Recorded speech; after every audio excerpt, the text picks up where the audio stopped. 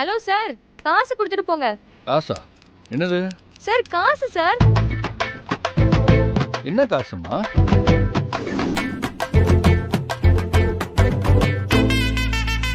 ஊர்ல காசு கொடுக்காதவங்க கிட்ட மட்டும் கரெக்டா காசு வசூல் பண்ண தெரியுது.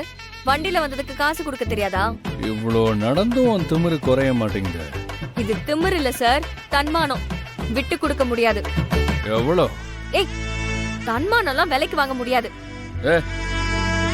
நான் டிராப் பண்ணதுக்கு எவ்வளோன்னு கேட்டேன். 120 ரூபா.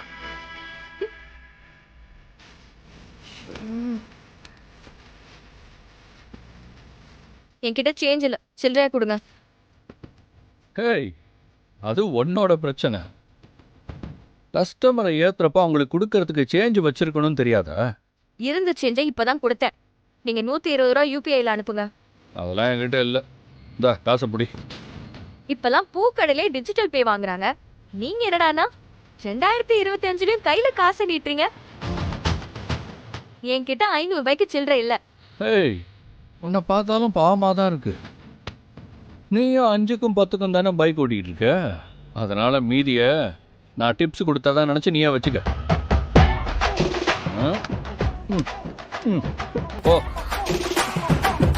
ஹலோ சார், ஒரு நிமிஷம். எனக்கு ஒரு டிப்ஸ் எல்லாம் தேவையில்ல. முடிஞ்சா ஆப்ல என்ன அமௌண்ட் காட்டுதோ அதை கொடுங்க. இல்லனா 500 ரூபாவோட சேர்த்து இந்த 1 ரூபாவையும் சேர்த்து 501 ரூபாவா வச்சுக்கோ. முடி.